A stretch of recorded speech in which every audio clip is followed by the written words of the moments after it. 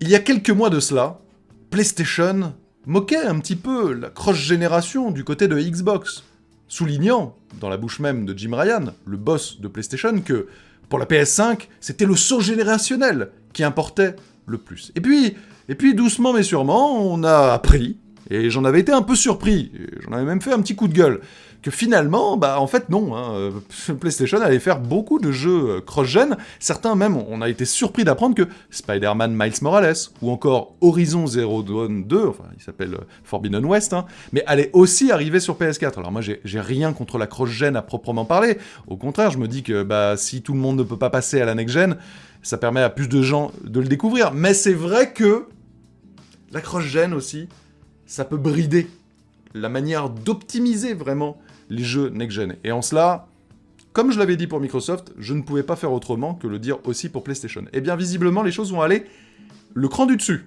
Regardez, découvrez, et je vous le traduis. Dans une interview accordée à Game Industry, Jim, Ryan, donc le boss de PlayStation, va plus loin et interrogé spécifiquement sur l'impact du Covid, eh bien, il souligne que des décisions ont évolué. Je le traduis.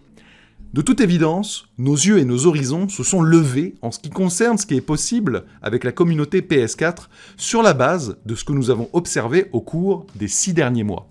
Cela peut être assez puissant, car en 2021, 2022, cette communauté PS4 dont nous avons parlé constituera encore la grande majorité des joueurs sur PlayStation. Il est crucial que nous les maintenions engagés et heureux. Et si les derniers mois ont démontré que nous pouvions faire cela dans une mesure que nous ne pensions pas possible, avec l'état d'esprit d'avant Covid. Bon, les choses sont claires. Là, il pointe du doigt, des deux doigts, spécifiquement la pandémie, qui, si l'on en croit ses propos, aurait fait vraiment évoluer leur manière de concevoir leur futur jeu. Alors après, on peut se poser plein de questions. Est-ce que c'est vrai ? Est-ce que c'est pas vrai ? Etc. Bon, c'est vrai quand même que, globalement, au fur et à mesure des semaines et des mois, je veux dire, tous, on voit l'évolution, et je pense que, moi le premier, je ne pensais pas que ce serait aussi long, aussi dur, aussi complexe, etc. On pensait que peut-être à la fin de l'année, ce serait fini. Là, on comprend qu'en fait, non, ça va continuer jusqu'à la mi-2021, peut-être même après. On les voit, les complexités, même à faire lancer convenablement cette next-gen. Les chaînes de production sont impactées.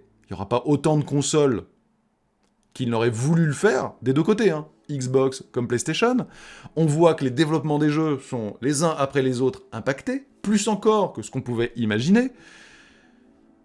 Dans ce contexte-là, on comprend un peu mieux peut-être la logique de la cross-gen, même si, je vous le dis, depuis le début, j'espère juste que ça n'aura pas trop d'impact sur les développements, brider les choses. On aura un premier enseignement avec les premiers jeux. Par exemple, ce sera intéressant de voir avec Spider-Man, la version PS4, la version PS5. Est-ce que finalement c'est très proche ? Ou est-ce que la version PS5 aura quand même tiré bénéfice des spécificités de cette nouvelle génération ? Je pourrais vous le dire d'ici quelques jours. J'ai hâte d'ailleurs, parce que j'y ai joué. Pour être tout à fait honnête avec vous, je l'ai même presque fini. Mais à suivre. À suivre en tout cas, voilà. Plus de cross-gen en 2021-2022, ce qui veut dire quand même que probablement que le prochain God of War, qui a été annoncé là, Ragnarok, est-ce qu'il sortira que sur PS5 ou aussi sur PS4 ? Parce qu'attention, des jeux par exemple comme Demon's Souls, pour l'instant, ne sont pas annoncés sur PS4. Alors après, est-ce qu'il passera sur PS4 au final ? On ne sait pas, mais il y a encore certains jeux qui sont des exclusivités PS5. Pas tant que ça, mais certains.